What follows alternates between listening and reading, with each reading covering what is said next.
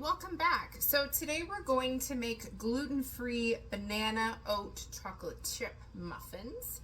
I have my mise en place all set up together. I have all the tools that I need. I have a whisk, I have my spatula, I have electric mixer. I've got my muffin tin already greased with vegetable oil, and my oven is preset here to 350 degrees. And I also have the two different bowls for my wet and my dry ingredients, as well as my 3rd cup portion scoop for when I'm ready to portion my muffins into my pan here. So what I'm going to start with is I'm going to combine my bananas, my eggs,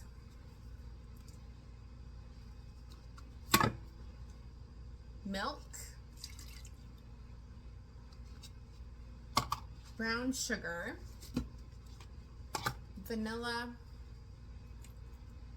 my vinegar,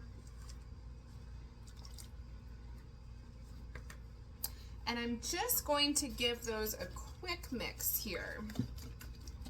I want to ensure that my bananas are nicely broken up. Okay, so those are all nicely mixed.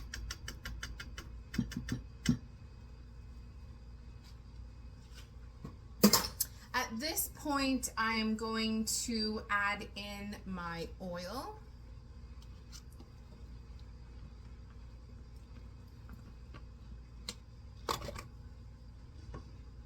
My baking powder,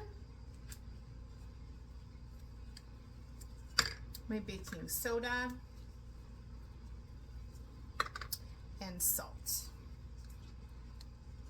And to mix this, I'm just going to use my electric handheld mixer. So before I plug it in here, I'm just going to put in my beaters. So we're just going to mix that on medium until it's evenly combined, and I'll just use my spatula here to wipe down or the sides of the bowl so that everything is evenly getting apart.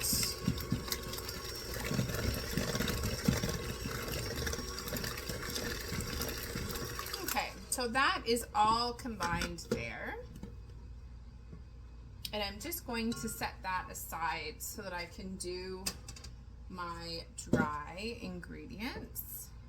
So at this point, I'm going to take my flour, my oats, my xanthan gum, which is a binder for gluten-free products, and my chocolate chips. I'm going to use this whisk so that everything is evenly combined.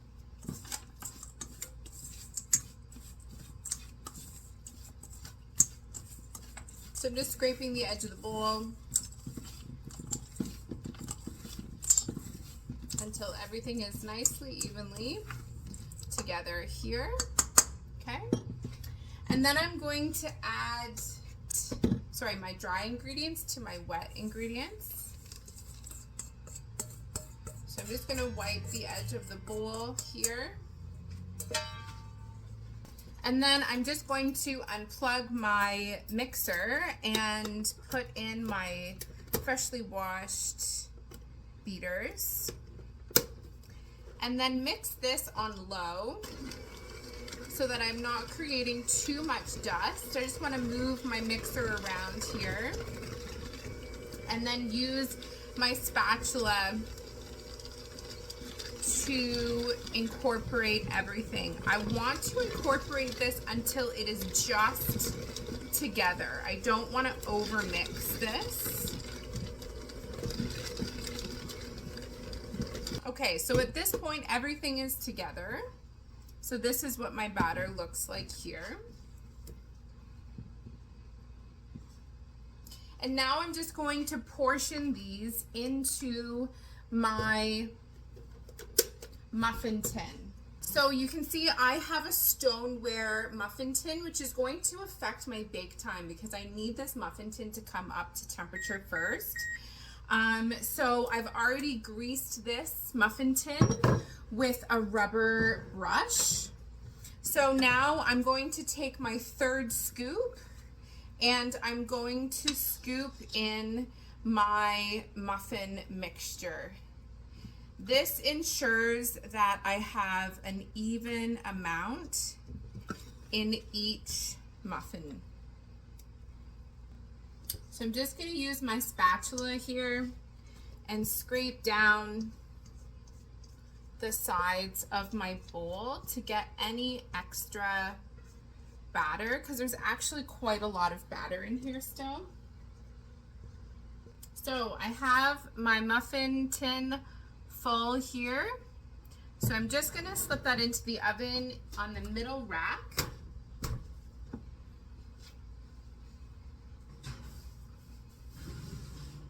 And I'm going to set my timer for about 20 minutes. At that point, I'm going to come back and check the muffins with a toothpick to make sure that they're done. We'll see you then. Okay, so at this point, my timer has just gone off. So I'm just going to take a toothpick here and insert it into the center of the muffins and see how it comes out. So it's got a little bit, so I'm just going to put these muffins back on for 2 minutes and we'll try again. All right, fresh toothpick again. They're going to be done now. Okay, so we have a nice clean